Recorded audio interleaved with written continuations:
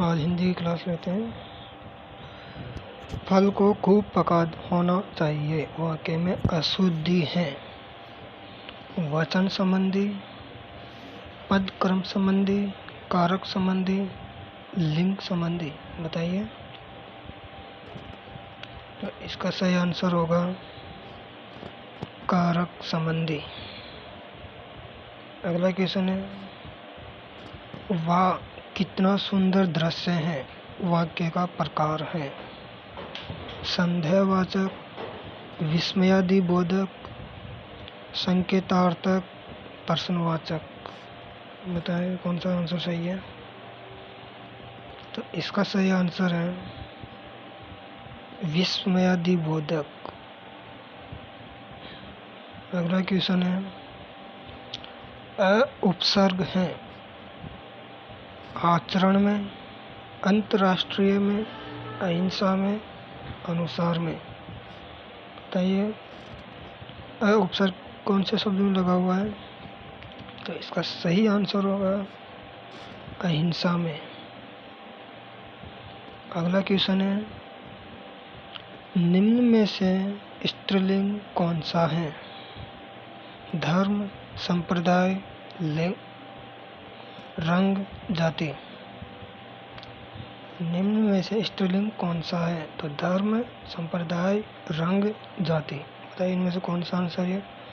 इसका सही आंसर है जाति। अगला क्वेश्चन है, अंग्रेजों का मुकाबला किया। अंग्रेजों का मुकाबला किया में काल है आसन भूतकाल, संभाव्य वर्तमान, सामान्य भविष्य काल, सामान्य भूतकाल। बताइए कौन सा आंसर सही है। तो इसका सही आंसर है सामान्य भूतकाल।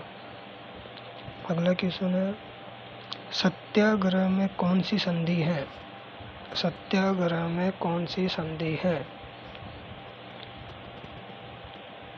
व्यंजन संधि, दीर्घ स्वर संधि, यण स्वर संधि, विसर्ग संधि। बताइए कौन सा सही है। इसका सही आंसर है दीर्घ स्वर संधि। अगला क्वेश्चन, निम्न में से संयुक्त व्यंजन है। निम्न में से संयुक्त व्यंजन है श्र, ब, भ, स। बताइए इसका सही आंसर है श्र। अगला क्वेश्चन, प्रोजेक्ट विधि में शिक्षा प्रदान की जाती है। प्रोजेक्ट विधि में शिक्षा प्रदान की जाती है सैद्धांतिक शिक्षा, जीवनोपयोगी शिक्षा, बेसिक शिक्षा, नैतिक शिक्षा। बताइए। तो इसका सही आंसर होगा जीवनोपयोगी शिक्षा। अगला क्वेश्चन, भाषा कौशल है। भाषा कौशल है शिक्षण कराना, अधिगम कराना, अनुदेशक कराना, दक्षता प्राप्त करना। तो इसका सही आंसर है दक्षता प्राप्त करना। अगला क्वेश्चन है, नर्सरी तथा प्राथमिक स्तर पर कविता शिक्षण की सर्वश्रेष्ठ प्रणाली है। नर्सरी तथा प्राथमिक स्तर पर कविता शिक्षण की सर्वश्रेष्ठ प्रणाली है गीत तथा नाट्य प्रणाली, शब्दार्थ कथन प्रणाली, प्रश्नोत्तर या खंडान्वय प्रणाली, व्याख्या प्रणाली। तो इसका सही आंसर बताइए। इसका सही आंसर क्या है। इसका सही आंसर है गीत तथा नाट्य प्रणाली। अगला क्वेश्चन है, निम्न में से कौन सा उत्तर अव्यय के भेदों से असंगत है। निम्न में से कौन सा उत्तर अव्यय के भेदों से असंगत है।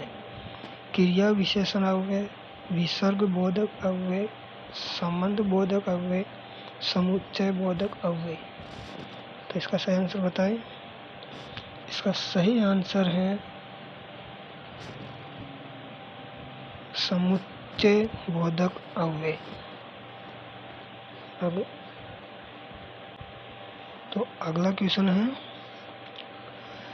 वाक्यों में ऐसे शब्दों को छोड़ दिया जाना चाहिए जिनके न रहने पर भी प्रसंग में वाक्य को समझने में बाधा नहीं पड़ती है कहलाता है। वाक्यों में ऐसे शब्दों को छोड़ दिया जाना चाहिए जिनके न रहने पर भी प्रसंग में वाक्य को समझने में बाधा नहीं पड़ती। वह क्या कहलाता है? अर्थांतर, कल्पनातीत, वाक्यार्थ या अध्याहार। तो बताइए इसका सही आंसर। इसका सही आंसर है कल्पनातीत। अगला क्वेश्चन है, दुष्ट लड़के उधम मचाते हैं। दुष्ट लड़के उधम मचाते हैं वाक्यांश में उद्देश्य का विस्तार है।